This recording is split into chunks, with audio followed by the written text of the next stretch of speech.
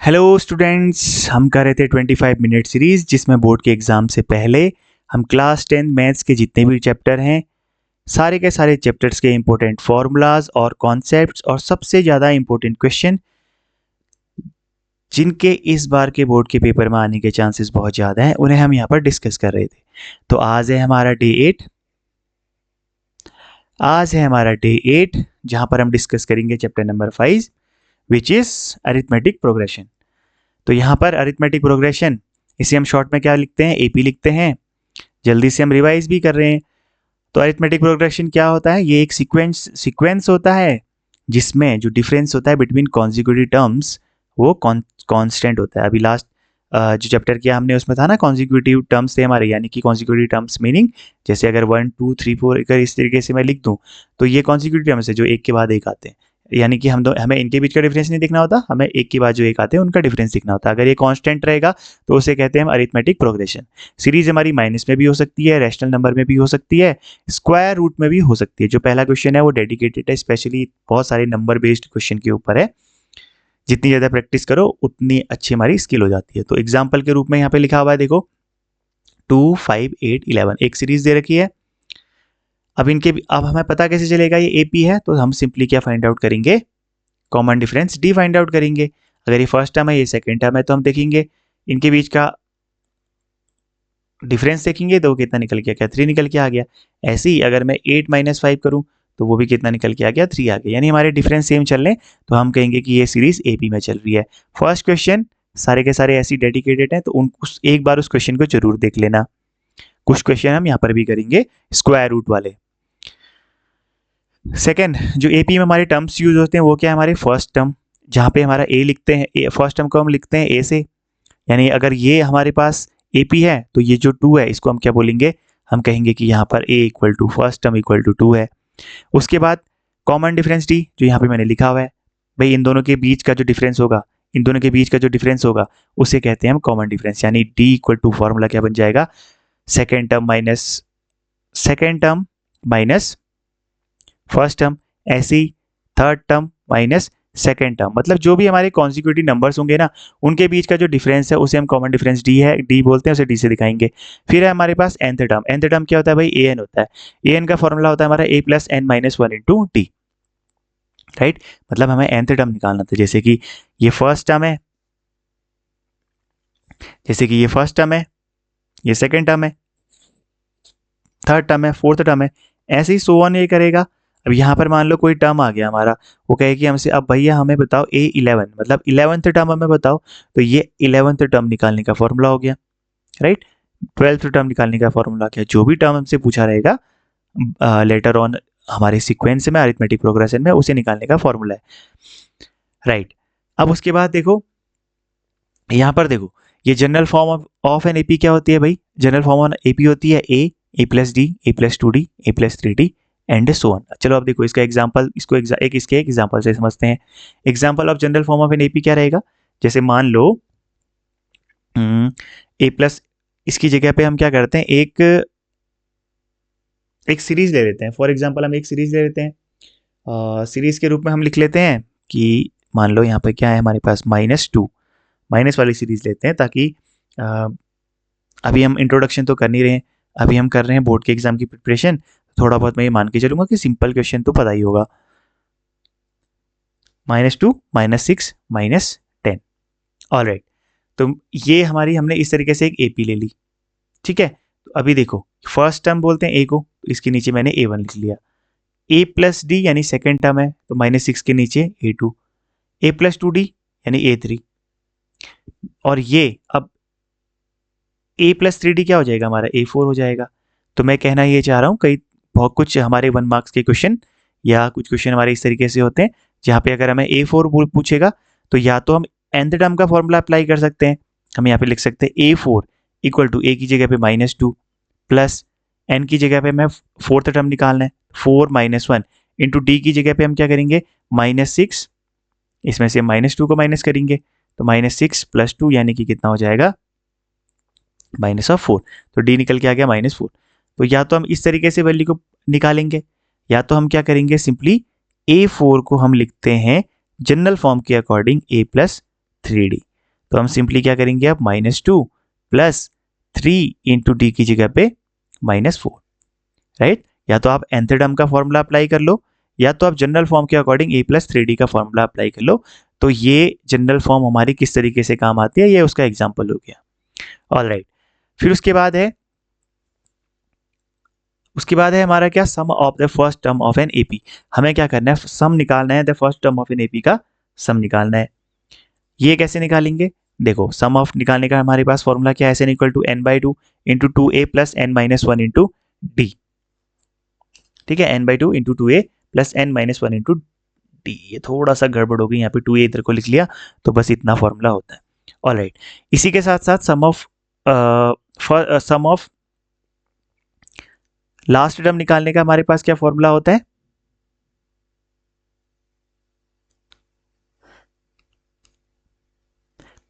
देखो ये फॉर्मूला आपका ज़्यादा काम आएगा नहीं, तो इसको अभी के लिए रहने देना। सम ऑफ लास्ट, अगर हमारे पास क्या हो, अगर हमारे पास लास्ट टर्म गिवन हो, ठीक है, ये फॉर्मूला काम नहीं आएगा। कहने का मीनिंग मेरा ये है कि जनरली क्या होता है, मतलब एनसीईआरटी में इस तरीके का क्वेश्चन नहीं है, जनरली क्या होता है कि यहाँ पे ये जो एल है ना, ये जो मैंने एल लिखा हुआ है, इसका मीनिंग ये है कि अगर nth टर्म ही हमारा लास्ट टर्म ही हमें निकालना हो, तो उसे हम ए एन बी बोल सकते हैं, राइट। तो कभी ऐसा क्वेश्चन आ जाए बाई चांस कि आपको लैंग्वेज में, बोर्ड के एग्जाम में अगर आपको लैंग्वेज में कभी उन्होंने चेंज कर दिया कि लास्ट टर्म निकालो बोल दिया, और सिचुएशन इस तरीके की है कि जो लास्ट टाइम हमारा nth टर्म है, तो वो लास्ट टर्म हमारा, हम उसको स्मॉल एल बी से भी कंसीडर कर सकते हैं। तो ये फॉर्मूला इसलिए लिखा हुआ है। ऑलराइट, उसके बाद देखो हमारा सम ऑफ द फर्स्ट टर्म निकालने के फॉर्मूला हमारा और क्या होता है, वो होता है हमारा S N equal to N by 2 into A plus L, right. ये फॉर्मूला तो होता ही है, 2a plus N minus 1 into D. उसी के साथ अगर हमें लास्ट टर्म गिवन रहता है, लास्ट टर्म अगर हमारा गिवन है, तो इस तरीके से हम उसको निकाल सकते हैं, राइट। अगेन सेम, इस एल की जगह पे हमारा ए एन भी आ सकता है, तो हम बोल सकते हैं कि क्या, S N equal to N by 2 into A plus A N, इस तरीके से भी हमारा फॉर्मूला होता है, राइट।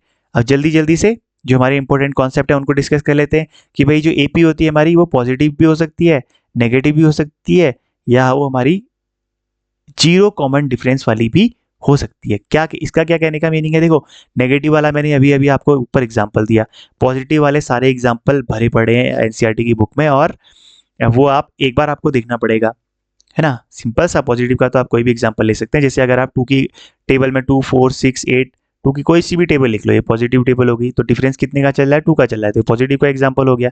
ऐसे ही इसमें आप -2 का भी ऐसे -2 -4 -6, ये माइनस का एग्जाम्पल हो गया। अब ये जीरो का क्या मतलब है, जीरो का मीनिंग ये है कि जैसे 1 मार्क्स का क्वेश्चन भी बनता है कि अगर मान लो हमारे पास इस तरीके से कोई सीरीज है 2, 2, 2, 2, ऑलराइट। अब क्या ये एपी है, अगर इस तरह का क्वेश्चन आता है तो ये कंफ्यूजन क्रिएट करता है, हाँ ये एपी है, क्यों, हमें तो बस कॉमन डिफरेंस डी देखना है। तो अगर मैं इन दोनों के बीच का डिफरेंस निकालूं, इन दोनों के बीच का डिफरेंस निकालूं, इन दोनों के बीच का डिफरेंस निकालूं, तो ये क्या निकल के आएगा, common difference D equal to 0 निकल के आएगा, राइट। वही चीज यहाँ पे लिखी है कि कॉमन डिफरेंस हमारा 0 हो सकता है। अब नेक्स्ट क्या है हमारा, sequence with constant differences AP, मतलब वही चीज है, उसको अगर किस तरीके से पूछता है एग्जाम में उसके ऊपर डिपेंड करेगा, ठीक। कोई भी टर्म को निकालना है, nth टर्म का फॉर्मूला यूज करो, और ज्यादातर जो वर्ड बेस्ड प्रॉब्लम है वहां पर हमारे उनका सम निकालना है हमें। ये सारी की सारी चीजें, ये सारे हमारे इंपॉर्टेंट कॉन्सेप्ट है। फिर है एनसीईआरटी में कौन को किस किस तरह की प्रॉब्लम्स हैं, देखो बहुत सारे क्वेश्चंस हैं, तो वो हमें किस तरीके से प्रैक्टिस करनी है, हमें ध्यान देना है यहाँ पर कि देखो एक तो हो जाएगा हमारा फाइंडिंग नंबर्स वाले हैं, बेसिक क्वेश्चन जो मैंने बताया कि जो स्टार्टिंग में है, जहाँ पे हमें फर्स्ट टर्म निकालना है, कॉमन डिफरेंस डी निकालना है, ए एन का फॉर्मूला अप्लाई करना है, इस तरीके के क्वेश्चन है। फिर उसके बाद सम ऑफ नेचुरल नंबर्स, मतलब हमें हमारे पास एक सीरीज है, उनका हमें सिंपल सम निकालना है। फिर थोड़े से क्वेश्चन मॉडरेट और कॉम्प्लिकेटेड होते रहते हैं, जैसे ऑड और इवन नंबर्स, हमें क्या होता है, जैसे आप एनसीईआरटी में क्वेश्चन है ना कि 0 से लेकर 50 तक हमारे पास नंबर हैं, अब उसके बीच में वो पूछता है कि इसके बीच में हमारे जितने भी ऑड नंबर्स हैं उनका हमें सम निकालना होता है, इस तरीके के क्वेश्चन है, राइट। और है हमारे इवन नंबर, जैसे हमारे मल्टीपल वाले क्वेश्चन है कि 4 के मल्टीपल में जितने हैं उनका सम निकालो कुछ। और अभी हम नेक्स्ट स्लाइड में कुछ क्वेश्चन करेंगे। मनी और डेली लाइफ वाले हैं, सुब्बा राव वाले हैं, कॉन्ट्रैक्टर को कॉन्ट्रैक्ट मिलता है उसकी पेनल्टी लगती है। एक्सकेवेशन वाले हैं कि हम इतना एक्सकेवेट करते हैं और मनी को ऐड करते रहते हैं, उस तरह के क्वेश्चन है। बाकी सैलरी से रिलेटेड क्वेश्चन, ए से रिलेटेड क्वेश्चन, इस तरीके के क्वेश्चन है। तो ये एक क्विक रिमाइंडर है कि कितने टाइप के हम क्वेश्चन करते हैं जब हम एपी की सीरीज को, एपी के चैप्टर को हम सॉल्व करते हैं। नेक्स्ट है हमारा if N is given use nth term formula, if sum is asked use sum formula. देखो हमारे क्विक टिप एक प्रो टिप क्या है भाई, वही है कि अगर n गिवन है तो nth टर्म को फॉर्मूले को यूज करो। मीनिंग, इसका मीनिंग क्या है, ना सिर्फ ये कि बल्कि हमें गिवन डेटा है ना, गिवन डेटा में जब भी हमें कुछ डेटा दिया हुआ है, जैसे अगर हमें nth टर्म दिया हुआ है, यानी कि अगर हमें an दिया हुआ है समथिंग 800, तो भाई हमने क्विकली हमने क्या करना है, यहाँ पे फॉर्मूले को अप्लाई करना है, a plus n minus 1 into D equal to 800, इस तरीके से फॉर्मूला अप्लाई करना है। और बाकी जो डेटा होगा यहाँ से मिसिंग टर्म्स को फाइंड आउट कर लेना है। और मिसिंग टर्म फाइंड आउट ना हो तो हम इक्वेशन 1 बना लेंगे, फिर दूसरे डेटा को देखेंगे और वहाँ से इक्वेशन नंबर 2 बना लेंगे, फिर सॉल्व करेंगे। तो ये एक क्विक रिमाइंडर और माइंड मैप हो गया कि किस तरीके के क्वेश्चन हम यहाँ पर करते हैं। चलो स्टार्ट करते हैं अब क्वेश्चन से। देखो यहाँ पे मैंने क्वेश्चन नंबर 4 लिया हुआ है। क्या है यहाँ पर, the amount of money in the account every year when rupees 10,000 is deposited at a compound interest of at 8% per annum। देखो ध्यान से यहाँ पर इस चीज को नोटिस करना कि उसने कंपाउंड इंटरेस्ट लिखा हुआ है, उसने सिंपल इंटरेस्ट यहाँ पर नहीं लिखा हुआ है। एक अमाउंट ऑफ मनी एक अकाउंट में जमा होती है when rupees 10,000 is deposited, 10,000 रुपये हम किसी अकाउंट में जमा करते हैं और 8% के रेट से पर एनम, हर ईयर 8% के रेट से हमें उसके ऊपर, उस मनी के ऊपर हमें कंपाउंड इंटरेस्ट मिलता है। तो सबसे पहले तो ये समझो कि सिंपल इंटरेस्ट और कंपाउंड इंटरेस्ट में डिफरेंस क्या है भाई। सिंपल इंटरेस्ट की जब हम बात करते हैं तो सिंपल इंटरेस्ट में आपने जो भी मनी वहां पर जमा करी, आप जो भी मनी जमा करोगे उसका आपको एक फिक्स्ड परसेंट ही मिलेगा। मीनिंग एक ईयर में आकर आपको 5% मिलता है इंटरेस्ट, नेक्स्ट ईयर भी आपको 5% ही मिलेगा, लेकिन वो 5% किसके ऊपर होगा, वो 10,000 के ऊपर ही होगा। वो 5% किसके ऊपर होगा, 10,000 के ऊपर ही होगा। कंपाउंड इंटरेस्ट में क्या रहेगा, जब हम कंपाउंड इंटरेस्ट की बात करेंगे तो 10,000 रुपीज अगर आपने इस तरीके से सबमिट किए, आपको इंटरेस्ट मिला, मान लीजिए कि अगर आपको यहाँ पर हर साल आपके इसमें 2,000 रुपीज ऐड होते हैं इंटरेस्ट मिलने के बाद, तो नेक्स्ट ईयर ये आपको इंटरेस्ट मिला, तो यानी कि एक साल के बाद आपके टोटल रुपीस कितने हो गए भाई, वो हो जाएंगे हमारे कितने, 12,000, राइट। अब जब हम सेकेंड ईयर की बात करेंगे तो अब आपको ये 2,000 इंटरेस्ट नहीं मिलेगा। क्यों, क्योंकि आपको ये 10,000 में मिला था। अब आपको जो इंटरेस्ट मिलेगा वो इस 12,000 की परसेंटेज के ऊपर निकलेगा। अब फिर आप इसका कुछ परसेंट, जैसे मान लीजिए 2,000 इसका 2% था, और वे अगर ये अगले साल आपको 12,000 का 2% निकालना पड़ेगा, मतलब आपका ब्याज बढ़ता रहेगा, आपको ज़्यादा पैसे मिलेंगे। कुल मिला के पॉइंट ये, ठीक है। तो खैर ये क्वेश्चन तो अभी सिंपल इंटरेस्ट कंपाउंड इंटरेस्ट का नहीं है, हमें तो बस एपी चेक करनी है। तो हम क्या करते हैं, इसमें हम एपी चेक कर लेते हैं कि किस तरीके से ये एपी है या नहीं है, वो हम यहाँ पर फाइंड आउट करेंगे। तो कैसे करेंगे, हमने सबसे पहले क्या किया, कंपाउंड इंटरेस्ट के लिए अमाउंट का फॉर्मूला लगा लिया, वो होता है A equal to P into 1 plus R upon 100 to the power N, जहाँ पे हमारा एन करेगा डिनोट करेगा ईयर को। अच्छा, सिंपल इंटरेस्ट का फॉर्मूला अगर किसी बच्चे को कन्फ्यूजन है तो वो सिंपली हमारा P into R into T होता है। ओके, तो कंपाउंड इंटरेस्ट के लिए फॉर्मूला क्या रहेगा हमारा, ये रहेगा। फॉर ईयर 1 हमने अप्लाई किया तो 10,000 इस वैल्यू में हमने पुट कर दिया, into 1 plus 8 upon 100 power 1, year 1 के लिए, ईयर 2 के लिए 2, ईयर 3 के लिए 3। अब हमें तो ये बताना है, इस क्वेश्चन में हमें ये बताना होता है, मैंने यहाँ पे वो क्वेश्चन मिस कर दिया ना, तो हमें बस ये बताना है कि क्या ये एपी है या नहीं है, इस तरह का क्वेश्चन है। तो हमने ये 3 सीरीज निकाल ली, A1 A2 A3, first term second term third term भी हमारे निकल गए, राइट। अब ये एपी है क्या, जस्ट देखो यहाँ पे कॉमन सेंस यूज करो, इसको सॉल्व करने मत बैठ जाना। ये देखो ये एक पूरा का पूरा नंबर है जिसको हमने मल्टीप्लाई किया है एक दूसरे नंबर के साथ जिसकी पावर है 1, सेम यहाँ पे है, सेम यहाँ पे है, पर पावर हमारी बढ़ चुकी है। कि मैं ये कहना चाह रहा हूँ कि देखो अगर क्या है कि ये 5 की पावर 1 है पहला टर्म, दूसरा टर्म है 5 की पावर 2, तीसरा टर्म है हमारे पास 5 की पावर 3। एपी है नहीं बताने के लिए हमें इनके बीच का डिफरेंस बताना पड़ता है डी, इनके बीच का डिफरेंस बताना पड़ता है या डी। अब 5 की पावर 2 में से अगर आप 5 की पावर 1 को घटाओगे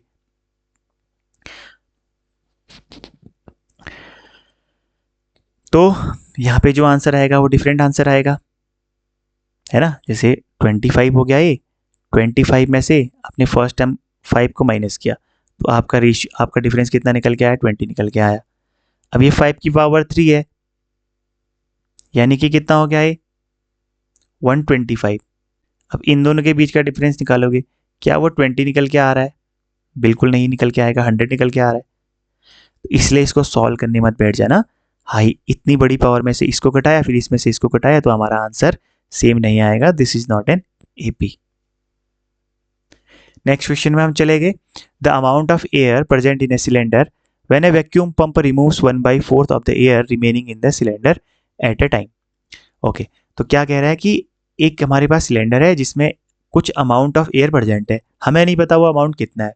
when A vacuum pump removes 1/4 of the air remaining in the cylinder at a time. अब एक वैक्यूम पंप लेके आते हैं जो क्या करता है, जब हम फर्स्ट टाइम उसमें से एयर रिमूव करते हैं तो 1/4 एयर करता है जब भी हम उस वैक्यूम पंप का यूज़ करते हैं, राइट। हमें ये बताना है कि जब अगर हम ऐसा करते रहेंगे उस सिलेंडर से हम 1/4 वन टाइम, दूसरी बार में फिर 1/4 उसका निकाला, फिर तीसरी बार में जितनी बच गई अब उसका 1/4 और 1/4 निकाला। तो इस तरीके से जो हमारे पास नंबर्स निकल के आएंगे, जो हमारे पास सीरीज बनेगी, क्या वो एपी में है या नहीं है, हमें ये बताना है। देखो अगेन इसको दो तरीकों से कर सकते हैं, मैं आपको दोनों तरीका बता देता हूँ। पहला तो यही है कि हमने क्या किया, इनिशियल वॉल्यूम हमने वी कंसीडर कर लिया। अब जब हमने फर्स्ट बार वैक्यूम पंप का यूज़ करते हुए हमने एयर को निकाला तो कितना हो जाएगा हमारा, भाई जितनी उसमें पहले ऑलरेडी भरी हुई थी उसका हम -1/4 ऑफ वी, क्योंकि वैक्यूम पंप इतना ही तो बाहर निकालता है, तो हमने जो टोटल प्रेजेंट था उसमें से 1/4 को माइनस कर दिया, तो हमारे पास पहला टर्म ये निकल के आ गया, राइट। सीरीज का पहला टर्म नहीं मतलब फर्स्ट टर्म तो हमने वी मान लिया, तो पहला टर्म हमारे पास इस तरीके से था, तो 1/4 निकाला, तो अब कितना बच गया सिलेंडर में, इतना बच गया, यानी सेकेंड टर्म मिल गया। फिर दोबारा से हमने वैक्यूम पंप से एयर को निकाला, तो अब जितनी एयर उसके अंदर बची है, यानी कि इतनी एयर बची है, अब इतनी एयर का अगेन 1/4 निकल जाएगा, इतनी एयर का अगेन 1/4 हमने यहाँ से निकाल दिया, तो 3/4 वी माइनस 3/16 वी हमारे पास आ गया। तो ये हमारे पास इस तरीके से हमें थर्ड टर्म मिल गया। अब इस तरीके से आप इसका फिर से अगेन 1/4 निकाल सकते हो, बट हमें क्या करना है, हमें तो बस इतना बताना है कि ये जो सीरीज बन रही है एपी में है या नहीं है। तो हम क्या करेंगे, अब A2 माइनस A1 और A3 माइनस A2, इस तरीके से हमने निकाल लिया। देखो हमारे यहाँ पे डिफरेंस क्या आ रहा है, सेम नहीं आ रहा है, तो therefore it is not an AP. Simple है ना। थोड़ा सा प्रैक्टिस तो हर क्वेश्चन मांगेगा। तो देखो अब इस क्वेश्चन को करने का एक दूसरा तरीका क्या होता है कि जैसे मैंने यहाँ पे वी मान लिया, तो आप लोग क्या कर सकते हो, अगर आपको वी नहीं मानना है तो आप यहाँ पे अज्यूम करोगे कि लेट वो जो नंबर है वो 1 to 8 मान लिया, इस तरीके से, मतलब ऐसा नंबर अज्यूम करो जो 4 के मल्टीपल में हो। क्यों? क्योंकि वो 4 से डिवाइड होना चाहिए, राइट। जैसे सिलेंडर के अंदर जो फर्स्ट वॉल्यूम था वो हमने अज्यूम कर लिया कि 1/28 था, जो कि हो जाएगा हमारा फर्स्ट टर्म। तो वैक्यूम से जब फर्स्ट टाइम एयर निकलेगी, वो कितनी हो जाएगी, 1/4 ऑफ 1 to 8 हो जाएगी। अब 4 से इसको डिवाइड कर दिया हमने, 32 आ गया। फर्स्ट टर्म 128, सेकेंड टर्म इतना आ गया।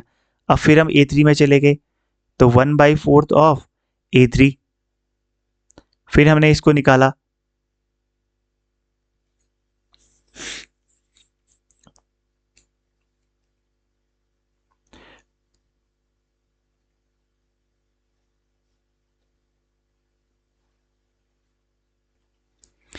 राइट।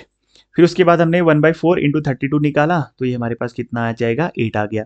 ऐसे ही अब आप फिर से A4 निकालोगे तो ये कितना हो जाएगा हमारे पास, 1/4। अब बची है एयर कितनी उसके अंदर, 8, तो ये कितना आ जाएगा हमारे पास, 2 निकल के आ जाएगा। अब हमारे पास देखो सीरीज क्या बन गई, अब हम जो हमारे पास सीरीज बनी है, ठीक है। अभी हम एपी नहीं बोल रहे क्योंकि हमें तो बताना है कि ये एपी है या नहीं है। तो हम फर्स्ट टर्म से स्टार्ट करेंगे 128, 32, 8 और यहाँ पे कितना निकल के आ जाएगा 2। तो इस तरीके से हमारे पास सीरीज बन गई। अब A2 माइनस A1 कर लो भाई। अब लग रहा है आपको कि A2 माइनस A1 करके ये बराबर आएगा? नहीं आएगा ना, हमें डिफरेंस बहुत ज़्यादा दिख रहा है। यहाँ पे मैं 6 का डिफरेंस दिख रहा है भाई, यहाँ पे इतना ज़्यादा, यहाँ पे इतना ज़्यादा। तो therefore it is not an AP. तो आप या तो v मान के कर लो, या तो आप एक ऐसा नंबर अज्यूम करो जो किसके मल्टीपल में हो, 4 के मल्टीपल में। क्यों? क्योंकि 1/4 निकालनी थी। अगर यहाँ पे वो 1/3 दे देता, देन आप ऐसा नंबर अज्यूम करते जो 3 का मल्टीपल होता। ऑलराइट, अब मूव करते हैं नेक्स्ट क्वेश्चन की ओर। नेक्स्ट क्वेश्चन में देखो, ये जो मैं फर्स्ट क्वेश्चन की बात कर रहा था ना, उसमें कुछ रूट वाले क्वेश्चन भी थे जो इंपॉर्टेंट भी होते हैं और बच्चों को जिसमें कंफ्यूजन भी होता है। तो रूट वाले क्वेश्चन में देखो, जैसे एक क्वेश्चन मैंने ले लिया, तो यहाँ पर क्या करना है, हमें बताना है कि एपी है या नहीं है। और उसके बाद हम क्या करेंगे, अगर एपी है तो हमें उसके नेक्स्ट टर्म भी फाइंड आउट करने हैं। तो इस तरीके से हमारे पास सीरीज है, तो इसके ऊपर मैंने लिख दिया भाई ये A1 है, ये A2 है, ये A3 है और ये A4 है। अब रूट वाले हैं तो हम डी कैसे निकालें, वही उसी चीज़ में कन्फ्यूजन होता है। तो मैं इस सीरीज को पहले क्या करूँगा ना, मैं इसको सिंप्लीफाई करने की कोशिश करूँगा। जो जैसे √2 है तो मैंने √2 को √2 लिख लिया, फिर कॉमा। अब √8 है, मैं √8 को कैसे लिख सकता हूँ, मैं लिख सकता हूँ 4 × 2, राइट। 4 × 2 लिखा, और इसको जब मैं सॉल्व करूँगा तो 4 का स्क्वायर रूट यानी कि 2 निकल के आ गया, तो ये बन गया 2√2, कॉमा। उसके बाद है 18। 18 को किस तरीके से लिख सकता हूँ, मैं इसको मल्टीप्लाई करके लिख सकता हूँ ब्रैकेट के अंदर, मतलब स्क्वायर रूट के अंदर लिख सकता हूँ 9 × 2। तो 9 का स्क्वायर रूट कितना, 3, और अंदर बच गया √2। ऐसी 32 को मैं लिख सकता हूँ कि 16 × 2, 16 से 4 बाहर और रूट बच गया 2। यानी अब जो मेरी सीरीज बन जाएगी वो क्या बन गई, first term √2, second term 2√2, third term 3√2, fourth term 4√2। इस तरीके से हमारी सीरीज चले, देखो 1 2 3 4 इस तरीके से, है ना। अब इजी हो गया, इसको लिख लो 1। अब हमारे पास इजी हो गया। अब मैं अगर डी निकालूंगा यानी कॉमन डिफरेंस निकालूंगा तो वो क्या होता है, A2 minus A1। A2 minus A1, A2 क्या है भाई, वो है हमारे पास 2√2 माइनस A1 कितना हमारे पास 1√2। तो बताओ 2√2 में से 1√2 गया तो हमारे पास आंसर कितना आ जाएगा, 1√2 यानी कि √2, राइट। अपने स्टूडेंट को मैं कैसे बताता हूँ, जो ये स्क्वायर रूट होते हैं अगर ये सेम सेम है तो इन्हें एप्पल मान लो। अगर रूट रूट बोलने में आपको कंफ्यूजन हो रहा है तो इसको सिंपली ऐसा ऐसे सोचो कि एक एप्पल है, ये भी सेम टाइप का एप्पल है ना, तो 2 एप्पल में से एक एप्पल गया तो कितना बच गया, एक एप्पल बच गया यानी √2 बच गया। अब ऐसे ही मैं D2 निकालने के लिए चला गया, यानी कि अब मैं इसमें से इसको माइनस कर रहा हूँ। तो देखो 3√2 यानी कि क्या, 3 एप्पल, माइनस A2 यानी कि 2√2, √2 यानी कि अगेन एप्पल। तो 3√2 में से 2√2 यानी 3 एप्पल में से 2 एप्पल गए तो अगेन कितने एप्पल बच गए, √2 बच गया, एक एप्पल बच गया। तो यानी हमारा कॉमन डिफरेंस डी √2 निकल के आ गया, राइट। यानी हम कह रहे हैं कि ये क्या है, हमारी एपी है। अगर ये हमारी एपी है तो भैया आपने क्या करना है, अपने आपने नेक्स्ट 5 टर्म्स को फाइंड आउट कर लेना। वो तो आप फाइंड आउट कर सकते हो ना, जो भी हमारे ये टर्म्स आ रहे हैं। अब इसमें बस आपने एक एक √2 और जोड़ना है आपने, राइट। जैसे 4√2 है तो 4√2 में आप क्या करोगे, आप भाई बस अब एक आप √2 यहाँ पे जोड़ दोगे तो अब आंसर कितना निकल के आ गया, 5√2 निकल के आ गया, सिंपल। और अगर इस 5 को आप स्क्वायर रूट के अंदर भेजोगे तो ये अंदर जाके कितना हो जाएगा भाई 25 × 2, ये पूरा का पूरा रूट के अंदर, यानी बन जाएगा हमारा 50, सिंपल। तो हमारी इस तरीके से सीरीज आ जाती है। फिर ये वाला क्वेश्चन आप खुद से ट्राई करके देखना। देखो इसमें तो हमारा कुछ बाहर भी नहीं आ रहा, √6 है, √3 है, √3 में से 3 बाहर आ जाएगा, यहाँ से हमारा बचेगा क्या, यहाँ से भी हमारा इसके कोई फैक्टर नहीं बन रहे, 4 × 3 बन रहे हैं, 4 का 2 बाहर आ जाएगा, 2√3 बन जाएगा। तो बेसिकली कुछ कॉमन डिफरेंस इसमें सेम नहीं मिल रहा, तो हम कह देंगे कि this is not an AP. Next question very important question है भाई, बहुत ज़्यादा इंपॉर्टेंट क्वेश्चन है कि how many 3 digit numbers are divisible by 7। ऐसे कितने 3 डिजिट नंबर्स होंगे जो 7 के साथ 7 से डिविजिबल होंगे। तो 3 डिजिट नंबर हमारे कहाँ से स्टार्ट हो जाएंगे वो 100 से, और जाएंगे कहाँ तक वही 999 तक जाएंगे। अब इसको करने की एक नंबर्स फाइंड आउट करने की एक शॉर्ट ट्रिक भी होती है, बट क्वेश्चन एक ही है इस टाइप का, बाकी 4 के मल्टीपल वाला क्वेश्चन है। तो ट्रिक छोड़ देते हैं फिलहाल के लिए। अब सिंपली ऐसे देखो कि 100 है, 7 से डिवाइड नहीं होता, तो पहला नंबर 100 के बाद फाइंड आउट करो जो 3 डिजिट का होना चाहिए और 7 से डिवाइड होना चाहिए, तो वो है हमारा 105। ऐसे ही आप लास्ट में 3 डिजिट नंबर 999 है। अब ऐसा नंबर बैकवर्डली ढूंढो जो हमारा 7 से डिवाइड है, तो वो है 994। तो हमारा फर्स्ट टर्म हो गया 105, और जो हमारा लास्ट टर्म है इसको मैं स्मॉल एल बोलूँ या मैं ए एन बोलूँ, बात एक ही है। ए एन हो जाएगा हमारा 994, राइट। और डी कितना हो जाएगा भाई, 7 की टेबल चल रही है तो डी तो हमारा 7 हो जाएगा। अब यहाँ पर पूछा क्या है कि how many 3 digit numbers are divisible by 7, यानी कि इन दोनों के बीच में ऐसे कितने नंबर्स हैं, नंबर ऑफ टर्म्स हमसे पूछा है भाई, कितने नंबर्स यानी नंबर ऑफ टर्म्स पूछा है। तो हम क्या करेंगे, फॉर्मूले का यूज कर लेंगे, A N equal to A plus N minus one into D से ए एन की वैल्यू दी है 994, यहाँ पर पुट कर लेंगे, ए की वैल्यू 105, एन हमें निकालना है, 1 फॉर्मूले का है, और जो डी है 7 वो हमें पता है क्योंकि 7 की टेबल है। इन सारी वैल्यूज को हमने यहाँ पे पुट कर दिया और इक्वेशन को हमने फर्दर सॉल्व किया, तो कितना आंसर हमारा निकल के आ गया, n इक्वल टू 128 हमारे पास n निकल के आ गया। यानी ऐसे कितने नंबर्स होंगे हमारे इनके बीच में, 128 ऐसे नंबर होंगे, 128 ऐसे नंबर होंगे जो 7 से डिविजिबल होंगे। नेक्स्ट क्वेश्चन है हमारे पास question number 16, determine the AP whose third term is 16 and seventh term exceeds fifth term by 12। देखो ये वर्ड ना बहुत बच्चों को बहुत कंफ्यूजन में डाल देता है कई बार। तो एक्सीड का सिंपली ये मीनिंग होता है कि वो जैसे कोई एक टर्म है दूसरे टर्म से कितना ज्यादा है। इसका मीनिंग ऐसे है कि जैसे मान लो एक कार चल रही है 50 की स्पीड से, दूसरी कार चल रही है 60 की स्पीड से, यानी दूसरी कार पहली कार से कितनी ज्यादा है, वो 10 की स्पीड से ज्यादा से चल रही है ना। ये निकाला कैसे, जो ये दूसरी कार थी A2, पहली कार से 10 ज्यादा थी, 10 ज्यादा थी, तो हमने क्या किया भाई A2 माइनस A1 किया और वो निकल के आया कितना, 10 निकल के आया। इसी को वैसे भी बोल सकते हैं जो A2 है वो A1 की स्पीड से 10 ज्यादा है, समझ गए ना। यानी A2 A1 को 10 किलोमीटर पर आवर की स्पीड से एक्सीड कर रही है, समझ गए, सिंपल। यहाँ हम ऐसा भी कह सकते हैं दोनों के बीच का डिफरेंस 10 है, तो ये कहने की बात है। तो वैसे यहाँ पे क्या लिखा हुआ है, सेवंथ टर्म जो है वो फिफ्थ टर्म को एक्सीड कर रहा है बाई 12, यानी इन दोनों के बीच का डिफरेंस 12 हो गया।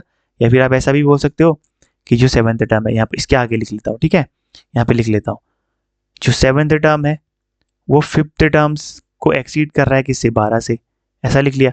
A7 minus A5 equal to 12 हो जाएगा जब मैं इसको लेफ्ट हैंड साइड पे भेजूंगा, ठीक है। इक्वेशन वही बनी, समझने का तरीका अलग है। या तो मैं ऐसा कह सकता हूँ कि दोनों के बीच का डिफरेंस हमारा 12 है सिंपली, और जो दूसरी कंडीशन दे रखी है गिवन डेटा वो A3 दे रखा है, तो यहाँ से मैंने a प्लस 2d जो इसकी जनरल फॉर्म थी उसके अकॉर्डिंग मैंने a plus 2d equal to 16 करके ऐसे इक्वेशन नंबर 1 बना ली।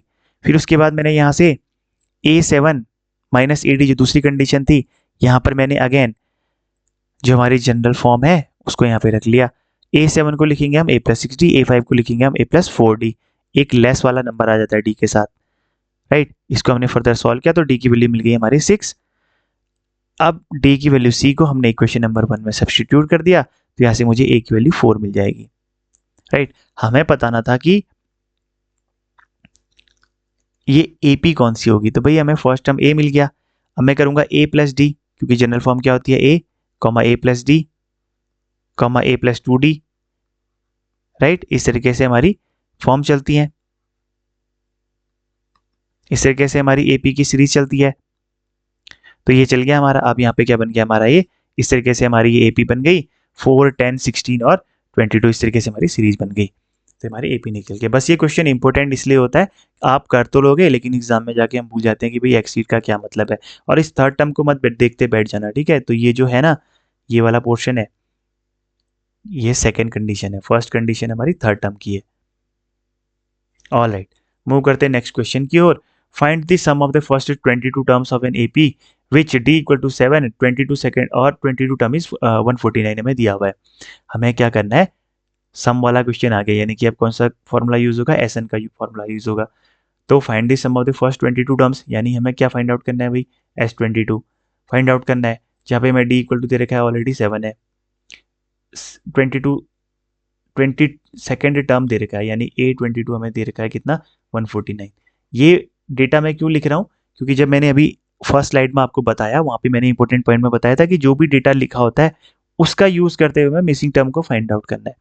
A2 अगर हमें इतना दे A22 हमें इतना दे रखा है, तो देखो यहाँ पे क्या कर रखा है, A22 इतना दे रखा है लिखा था, इसकी जगह पे सबसे पहले मैंने फॉर्मूला अप्लाई कर दिया कि A plus N minus one into D, N की जगह पे 22 और डी की जगह पे कितना 7 आ गया। फिर A प्लस इसको माइनस किया 21 इंटू 7 किया तो 149 हमारा यहाँ से निकल के आ गया। सॉल्व करने के बाद फर्दर A इक्वल टू 2 हमारा निकल के आ गया। इतनी वैल्यू हमें फाइंड आउट हो गई है हमारी। अब हमें फाइंड आउट करना था सम, हमें A की वैल्यू मिल चुकी है, हमें Sn यानी हमें S22 निकालना है, और जो 22nd टर्म है वो ऑलरेडी में गिवन है, यानी An equal to last term equal to 149 हमें गिवन है। ये फॉर्मूला हमें याद है, तो हमने सारी की सारी वैल्यू को इसमें पुट कर लिया और हमारा आंसर निकल के आ जाएगा 1661। ये सम ऑफ द फर्स्ट टर्म निकल के आ गया। ऑल राइट, अब एक आखिरी क्वेश्चन ले लेते हैं जो 5 मार्क्स के क्वेश्चन में आने के चांसेस सबसे ज़्यादा रहते हैं, जिसके एक तो लॉग वाला क्वेश्चन है, जिसमें लकड़ी के बहुत सारे लॉग्स होते हैं जिन्हें हम 1 बाय 1 रखते रहते हैं। दूसरा ये स्पाइरल वाला है। तो पहले क्वेश्चन पढ़ते हैं कि एक spiral made up of successive semi circle, एक स्पाइरल बना हुआ है made up of successive semi circle, मतलब एक सेमी सर्कल जो है वो आपस में जुड़े हुए हैं और उस तरीके से जुड़ जुड़ के वो एक सेमी सर्कल बनाता है। चलो लिख लेते हैं, with A centre alternatively at A and B. Centres कहाँ पे हैं उसके, अल्टरनेटिव है, मतलब एक बार ए है दूसरी बार बी है, सेंटर चेंज होते रहते हैं। स्टार्टिंग विद सेंटर ए, और स्टार्ट हो रहा है सेंटर ए से, उसकी फर्स्ट वाले सेमी सर्कल की रेडियस है 0.5, सेकेंड के लिए 1, थर्ड के लिए 1.5, 2.0 इस तरीके से। What is the total length of such a spiral made of 13 consecutive semi circle. क्या बताना है हमें, टोटल लेंथ बतानी है। कौन सा चैप्टर है, एपी है। टोटल लेंथ कैसे निकलेगी भाई, हमें एस एन बता रहा है, मतलब जहाँ पे हम सम कर देंगे सारी की सारी लेंथ का, L1 plus L2 plus L3 इस तरीके से, कहाँ पर तक सम करेंगे, L13 तक, राइट। इसी को अगर हम जो हमने फॉर्मूले याद किए हैं उसके अकॉर्डिंग बोलें तो ये A1 plus A2 plus so on up to कहाँ तक, A13 तक हो जाएगा, सिंपल। अब देखो यहाँ पे बना के देख लेते हैं, जैसे कि क्या है हमारे पास, मैं पहले यहाँ पर ना एक लाइन खींच लेता हूँ इस तरीके से। अब यहाँ पर ध्यान से देखो, ठीक है, अलग अलग कलर का यूज़ कर लेते हैं इसमें, ग्रीन। तो पहले सर्कल उसने बोला कि जो सेमी सर्कल के हमारे क्या है सेंटर है वो भी डिफरेंट डिफरेंट ना, एक बार ए है दूसरी बार बी है। ऑलराइट, तो देखो सेमी सर्कल बना हुआ है, पहले के लिए 0.5 है तो ये इस तरीके से बन गया, ठीक। उसके बाद सेकेंड सेमी सर्कल इसकी 0.5 सेंटीमीटर होगी। जो सेकेंड सेमी सर्कल बनेगा वो यहाँ से आया और इस तरीके से चला गया,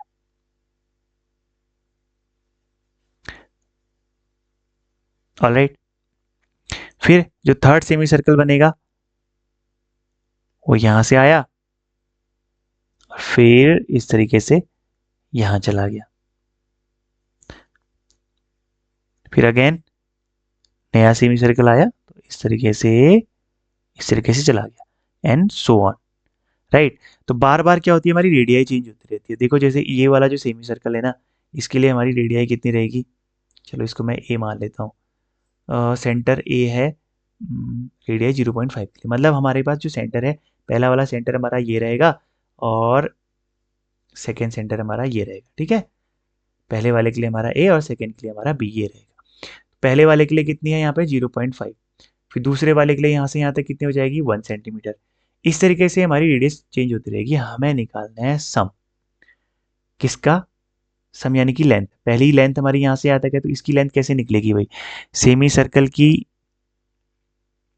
पेरीमीटर। अगर हमारे पास इसे पूरा सर्कल होता, इसका पेरीमीटर निकालना होता तो कितना होता, 2πr होता। अब इसका हमें आधा ही निकालना है, यानी 2 से डिवाइड कर दो तो सेमी सर्कल का कितना आ गया, πr आ गया, राइट। तो पहला जो टर्म होगा A1 वो क्या हो गया, πr1, यानी कि पाई इंटू 0.5 सेंटीमीटर, 0.5 पाई निकल गया। ऐसी A2 यानी कि अगेन मैं लेंथ के टर्म में बोल रहा हूँ, ठीक है, ध्यान देना। पहले सेमी के सर्कल की लेंथ यानी कि A1 इतनी आ गई, दूसरे सेमी सर्कल L2 उसकी लेंथ A2 यानी कि पाई R2, यानी कि पाई इंटू R2 की जगह पे कितना 1 पाई आ गया। ऐसी L3 यहाँ पर हमारा A3 कितना निकल के आ गया, पाई इंटू R3, तो यहाँ से वो निकल के आ जाएगा हमारा कितना, पाई, R3 की जगह पे कितना 1.5 पाई।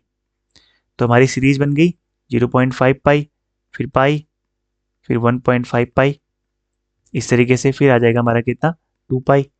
तो देखो ये हमारी सीरीज बन रही है। अब ये क्या, ये AP है या नहीं है, कैसे पता चलेगा, D निकालेंगे, और वो D कैसे निकलेगा, A2 माइनस A1, पाई में से 1 पाई में से इसको घटाओगे तो कितना निकल के आ गया भाई 0.5 पाई, 1.5 में से पाई को घटाओगे अगेन कितना निकल के आ गया भाई 0.5 पाई, यानी कि जो हमारा कॉमन डिफरेंस निकल के आ रहा है वो निकल के आ रहा है 0.5 पाई। तो हमें D मिल गया, हमें A मिल गया।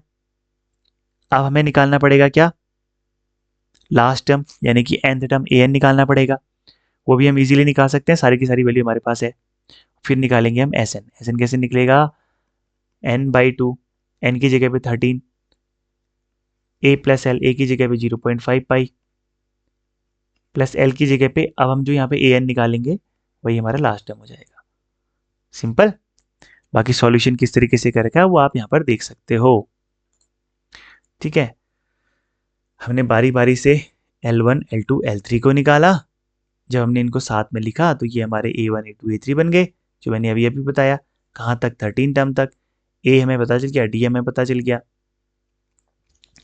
तो यहाँ पर आप या तो ये वैल्यू को पुट कर लो, आपके ऊपर है कौन सा फॉर्मूला अप्लाई करना चाहते हो। तो पूरा पूरा वाला फॉर्मूला अप्लाई कर लिया, n/2 into 2A plus n-1 into D, तो निकल के आ गया कितना, यहाँ से वैल्यू निकल के आ गई S13 की इतनी। फिर हम पाई की वैल्यू को सब्स्टिट्यूट कर देना, जितना एग्जाम सेंटर में आपके पेपर में लिखा होगा उतना ही लिखना। 22/7 लिखने को बोला है तो 22/7 लिखना, 3.14 लिखने को बोला है तो 3.14 निकला लिखना। इसकी वैल्यू आप कैलकुलेट करके मुझे कमेंट सेक्शन में आंसर में बताना। ओके, वैसे तो ये सिंपली कट जाएगा, साफ साफ दिखाई दे रहा है, 7 है इंटू पाई है, तो पाई की जगह पे हम लिख सकते हैं कितना 22/7, तो 7 से 7 मल्टीप्लाई कट गया ना, तो ये बच गया हमारा कितना 22/2, फिर अगेन ये से कट गया 1 टाइम, तो कुल मिलके बच गया हमारे पास 13 इंटू 11। भाई इसको सिंपली कैलकुलेट कर दो तो ये हमारी टोटल लेंथ निकल के आगे जाएगी। सेंटीमीटर में दिया तो सेंटीमीटर में, मीटर में दिया तो मीटर में, हाँ सेंटीमीटर में दिया तो सेंटीमीटर में आंसर आ जाएगा। Alright, that's all for now. यही हमारे इंपॉर्टेंट क्वेश्चन है। स्पाइरल वाला क्वेश्चन बहुत ज़्यादा इंपॉर्टेंट होता है, अगर ये बड़े मार्क्स में आया, 7 से डिवाइड करने वाला, 4 से मल्टीपल एक्सीड करने वाले क्वेश्चन, ये 3 मार्क्स के बहुत इंपॉर्टेंट क्वेश्चन होते हैं, 2-3 मार्क्स के। इन सबको आपको एक एक बार देख लेना है। Okay students, that's all for now. अब हम मिलेंगे नेक्स्ट वीडियो में। All the best for board exams.